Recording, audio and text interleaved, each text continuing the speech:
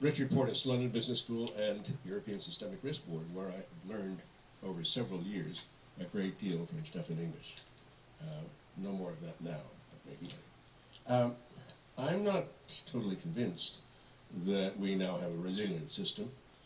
Mark Carney said that in 2017 as his final statement from the Financial Stability Board. But then the banks, yes, but we found in early 2020 that that wasn't true of the non-banks, in particular the money market funds, and the central banks had to step in. Central banks don't like to do that, quite rightly. They don't like to have to act as market makers of last resort.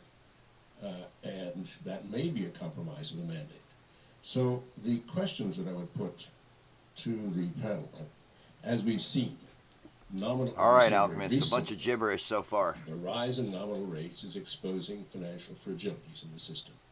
They came from the search for yield, whatever you want to call it. And we saw an extreme example of that in the United Kingdom in September. So far, a bunch of gibberish. Now, in those circumstances, should financial stability be explicitly in the mandate? Should we be recognizing reality? Not a lot of reaction in the market. No one seems to care. Will that help avoid financial dominance if it were in the mandate? Given the huge costs of financial crises, is financial dominance in a sense inevitable? Recognize reality and put financial stability in the mandate. Why not? Wants to take a stab on that? I mean, in a sense, it is in the mandate, most central banks now, and I think it needs to be linked explicitly to the instruments of central banks. This was the problem before, and the obvious instrument is whether you call it lender of last resort to banks or the equivalent to the non-bank sector. And I think that the central banking community is very focused on the question of defining the circumstances and the nature of institutions that happen to be non-banks that would merit an intervention. And I think that the only way to handle this is to have a framework which is set out ex ante. All right, guys, we're in a small short. Identify clearly the circumstances and the institutions that would merit lending from the central bank, but also ensures that the scale of that intervention is also under the control of the central bank and not something which the actors themselves in the financial system can expand to almost any number simply by the actions that they take. It's ensuring that there is enough collateral against which to lend by the central bank. Now, I think the central banking community is well aware of these problems. It doesn't make them easy, it doesn't mean that you can do it in a week. But my guess is, yes, you're right, Richard, that there will be an expansion of the mandate and that it's there in principle, but it needs to be made much more concrete by saying what are the institutions, what are the circumstances, whether it's maturity mismatch or something else, that would justify an intervention, and to have sufficient regulation on that degree of maturity mismatch ex ante to limit the size of the intervention. Claudia? Yeah, no, I agree that to some extent the framework for central banks to be involved in macroprudential policy is well defined. So the This thing's Bundesbank, teetering on the according to line. the German financial stability law, has a clear mandate in that regard. It's a joint mandate with the supervisory authority and with the Ministry of Finance. Let's because go. There's a lot Let of JPAL talk. distributional implications that macroprudential policy decisions can have, so it's not us alone. And I think also the ECB has clarified in its strategy review how monetary policy and financial stability interact.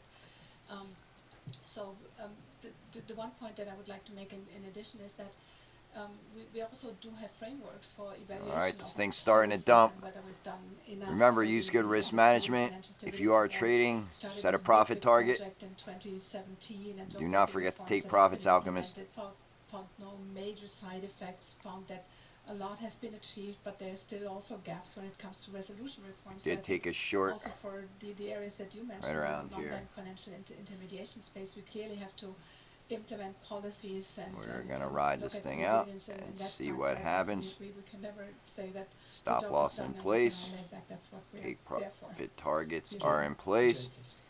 and we will watch this. All right, here we go. I think that what the pandemic revealed was weaknesses in the non-bank financial sector, much as the global financial crisis revealed those weaknesses in the big banks and the large utilities, financial market utilities.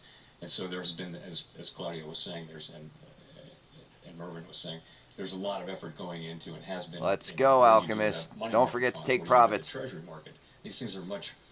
I think the first order answers need to be changes to the structure of these institutions to make them stronger and more resilient on their own.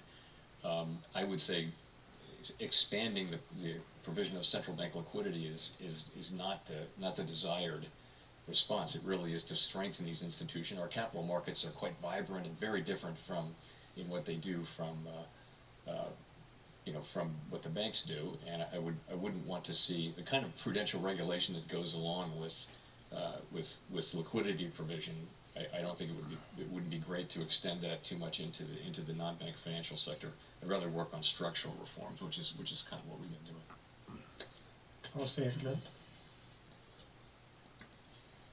Thank you. Torsten, you mentioned that you did graduate studies together with Stefan.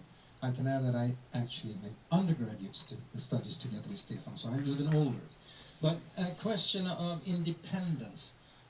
It seems that you have mainly been discussing central bank independence from, let's call it, political pressure. And of course, partisan pressure would be even worse. But there's something more subtle about the independence issue, which I think we can discuss in Sweden right now. I'm personally interested in that. I worked in the finance ministry many years ago, but I was also on the general board of the Riksbank, Riksbanksfullmäktige, not the board of directors, but the general board before, in the old evil days, before independence. Anyway, in Sweden we have 4 institutions. The Riksbank, the Financial Supervisory Nobody Authority, cares about Sweden. the debt Back office, to and J-Pow. the Ministry of Finance. And they often work with similar issues, obviously. And they often have to cooperate. So the question here is, how independent can the central bank be in reality? To what extent must the central bank discuss, compromise, lean against the wind or with the wind, and be politically agile at the same time as it's formally independent? Maybe it sounds like a stupid question, but I think actually this is almost as important Back as to J-Pow. let's call it the big issue of political independence. I'd like to hear sort of your Step away for a experiences sec. from this. How independent can the central bank really be? Can I start by saying, I think we have to distinguish between monetary policy independence, where the case, I think, is very strong, Bring back J-Pow. from all the other activities of the central bank. So as a regulator, the United States Fed's very powerful, but there are many other regulators it deals with, and I think the same's true in most countries. So that it's very different conceptually, and I think all regulators, we'd like to be independent from over political influence and being bought off, or even if it's only psychically held hostage by those that it regulates. But I think that's, the central bank in general, and looking at all its functions, it clearly has to coordinate with other agencies. It clearly has to be subordinate to political policy, as we had in the first session here. So I can speak from my experience, which was that between 1997, when the Bank of England was made independent, and 2013, when I left, there wasn't a single episode where the elected politicians put pressure on the bank to adopt one interest rate policy or change rather than any other. Whereas, as Jay talked about, the facilities that were put in place in the US under the new regime, which was meant in some sense to give more control to elected politicians, we in the Bank of England in 2010 really introduced a compact between the Treasury and the Chancellor on the one hand and the Bank of England on the other, which said that any lender of last resort operation had to be approved by the Treasury. That seems to me perfectly reasonable and appropriate. And you have a private conversation where you explain why you want to do it, and in very few cases could I imagine that the Treasury would say if the central bank feels that a lender of last resort operation is appropriate to prevent some collapse, the idea that the Treasury is going to say you can't do it, I think is not likely to be true, but since taxpayers' money is at risk, it's perfectly reasonable for the Treasury to have an input on it. There was never any conflict between these two different approaches in the different areas of policy. So I think the important thing is for it to be quite clear what that policy responsibility is, whether it's in the US with changes in legislation or the compact agreed between the bank and the Treasury in the UK. It's quite clear what the lines of responsibility are and who has to be consulted. That's the important thing. That's what prevents, I think, things going very wrong. It's where it's where different institutions or players all feel that they are the people responsible for a particular policy that you get difficulties. Yeah, or to express it differently and perhaps more simply, it's a big difference between taking the decision in deliberation. Stocks are about pretty it flat, or taking ALCHEMIST. after The deliberation. macro is green And that's the results right of now, the point. but Yes, please. not a lot of movement. Thank you very much for the panel. Joachim Nagel for the Bundesbank. Let me put it like this. I think it was already said by Ken Rogoff. I think inflation is back now. We are more or less, in my interpretation, still in the midst of a storm, and the storm is not over. So we have to do our job, our main mandate. This is our role. During the last 10, 12 years, we were the most welcome partners of the politicians because we, in our independent role, You look at the did macro. everything to fought against all the financial crisis and did what we did. But this came with a price.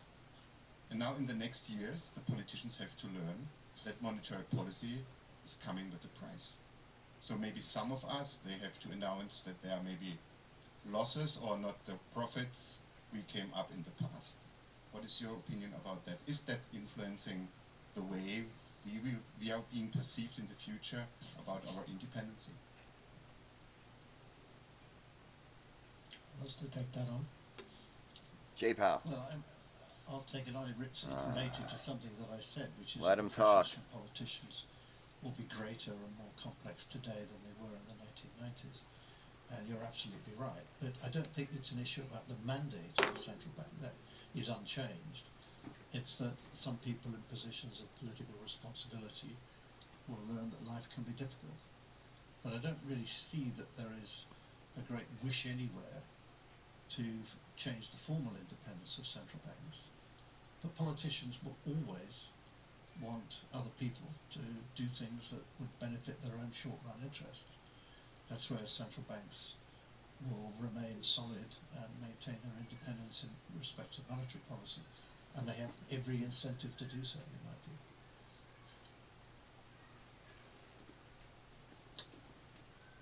Something else? No? Well, I'll add briefly. I mean, clearly, there are many cases where, given the central bank's independence, politicians will look to the central bank as sort of saying to do something they should do, but they don't want to do, or political interests will say want something to do with inequality or something to do with the environment that they're not getting through the political system, and they'll view the central bank perhaps as an end around being able to implement it. But of course, at the end of the day, the central bank can't take political decisions consistently and maintain its independence. There are deep crises where the central bank just has to act. But I think in that case, it again is looking to the political system to back it up. If you go to developing economies, the normal rhythm of things is the central bank moves, but then the Treasury kind of takes over everything it did, and everybody knows that that's coming, and so it works that way because the central bank can move so quickly. But you know, it needs to be very wary of taking political decisions. Stefan. Outside the topic of the panel, but since Ken, you are on the panel, I'll ask you anyway. You wrote a nice little book called The Curse of Cash, and in this environment, cash is disappearing. So, what's your advice? Seeing a little pump in the dollar here. Well, isn't it wonderful Hopefully, that the people who organized crypto this, starts to retrace. had a panel just before us about this, but no, I think one of the things that's been very naive about Watching the DXY up top and crypto down below. is that they can somehow do something better and have an end around. And in fact, if you look at the history of money, which is probably what I should have called my book, and you look. Yeah, you look should at, have. the private sector always invents everything, but for many reasons, the governments eventually regulate it and even sometimes appropriate it. And I think, you know, that's what we're seeing going forward in the digital space. You need rules of the road.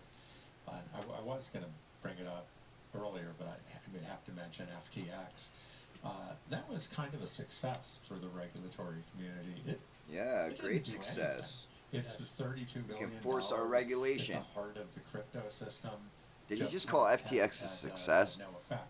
And I think it, you know, it shows how you need, but you need some regulatory structure to provide guardrails and the central banks to do that. But anyway, I've learned from you over the years on this issue, so thank you for asking that question. J-Pow. Well, since we're spiraling out of control here with questions about anything, we should try to wrap up. So all good things must come to an end, and I'm not going to try to summarize what has been said, but I'd like to end with some final remarks. So markets don't care. But really just 1 minute for each of you to summarize for the audience, which is the most important thing that we should take away from the panel. If you want to expound on one, which would that be? Who wants to take that first? Okay. So I'll just conclude by saying that for us, central bank independence is a matter of statute. It's not in our Constitution. It's just an institutional arrangement that has served the public well, nothing more, nothing less. And as long as it does serve the public well over time, then I think it's safe, and I think it's safe now.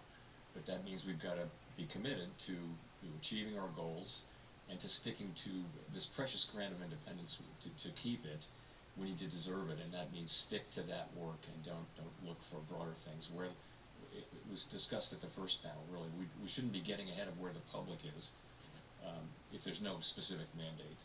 And in the case of the U.S., that's a particularly salient point today. Claudia, Yeah, no, it's your bottom line.